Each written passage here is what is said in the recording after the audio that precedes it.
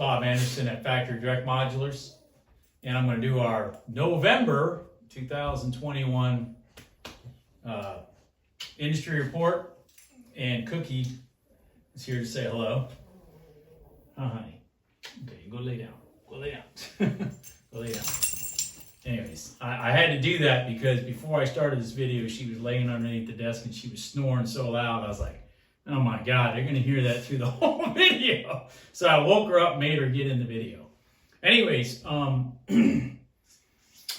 this report is going to go a little better than the last one because I want to start off by talking about Tom. If you guys saw my last report, we didn't have good news about Tom. And anyways, I'm excited to announce that he's off a ventilator, and his condition is improving ever so slightly every day, and so things look a lot better. And I wanted to say that first in this video because I've had a lot of people messaging me. I had a lot of people asking about Tom, which is good. Because Tom did help build a lot of houses, and so I'm not giving up yet that he's out of the woods, but everything's looking much better. So that's first and foremost for my November report, and why I'm in a much better mood than the October report. All right, so there, got that off my chest. Feel much better. So let's talk about actual industry.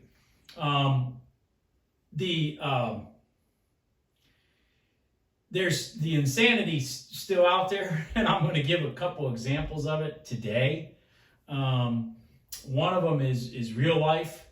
I was talking to a lender that I've known for a long time last week, and something unusual happened that he called me and wanted to go over it with me. And the unusuality is basically up here on my board here. What it is that in February, he had a 1,600 square foot double wide in Gaston County, North Carolina, that he had appraised with an appraiser to have Clayton build a home for this customer. So anyways, the appraisal came back in February 2021. So that's this year, for $175,000. Fast forward X number of months later, I don't know the lending rules. I don't know what kind of loan this person's getting. I don't know any of that. But what I do know is they had to get a new appraisal, not because the home changed, not because the property changed, not because any of that, but because the appraisal was expiring. So they got a new appraisal in October 2021. And just by luck, it was the exact same appraiser that did the first appraisal. The appraisal magically, it's a Christmas miracle, came back for $212,000. $212,000. That's amazing. A mobile home would go up $37,000 in 9 months. It's just, don't you just want to go invest in mobile homes now? Anyways, so that's a 21% increase in 9 months, which annualized is a 28% annualized increase in the housing price. I can't even explain that insanity. But hey, that's what happens when you print $5 trillion out of the federal government to help everyone and wonder why, prices are going up. I mean, you have to live under a rock to not know that. But the good news is they're looking to try to print another $3 trillion. Woohoo, that'll help. So anyways, this is the insanity that's going on in the market right now. I mean, that's just $37,000 on a 1,600 square foot manufactured home in 9 months. In 9 months. Anyways, I can give you a perfect example of one I've got. I've got a house I'm getting ready to build up in Morganton area. I think it's 1,600 square feet. The house is 1,600 square feet. My house is 1,600 square feet. It is on a specific lot. It's selling for, the lot's like 50 grand. It's selling for like 260. These are real numbers that I'm about to tell you. 2 lots over, another builder, not me, another builder is selling the Tranquility, that's on my website, selling the Tranquility 2 lots over, same size lot, with a 2-car garage for $460,000. $460,000. Swear to God. And then appraised. Yeah, $460,000. So my 1,600 square foot house, which is about 160 square feet less, is $200,000 less.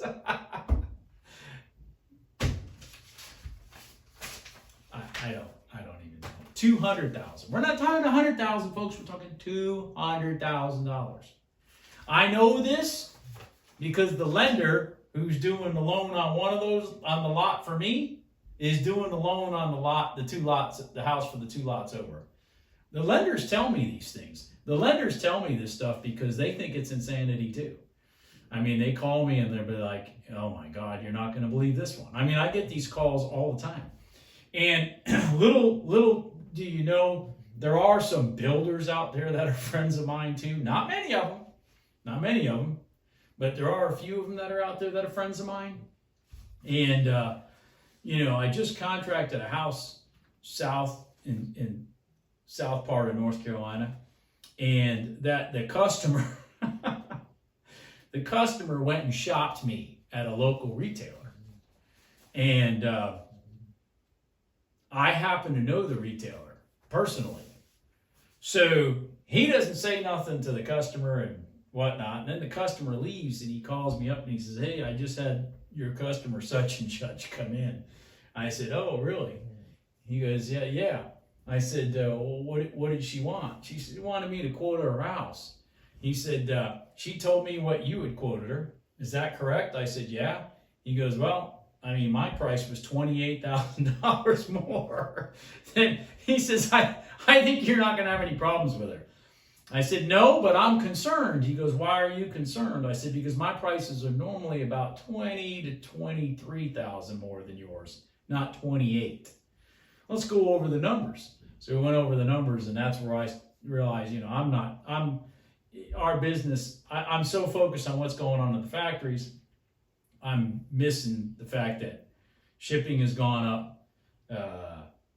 Everything else has gone up. I mean, just everything else has gone up. So we had a price adjustment on our website 2 weeks ago. And again, this is from input from one of my competitors who happens to be a friend, that I was getting a little bit out of whack.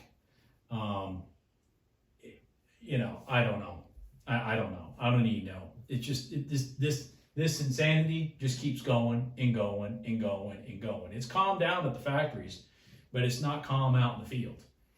Anyways, I'm going to go on and talk about factories for just a second. There's a factory up in Virginia called Nationwide Homes. They are known for building some really high quality houses. Let me cut in for just a second before I go on to because I got 3 factory stories here.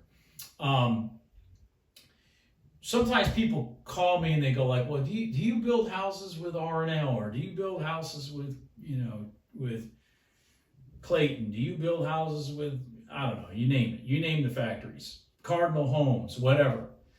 And I say no, and they're like, "Well, can you call them up and do this house?" No.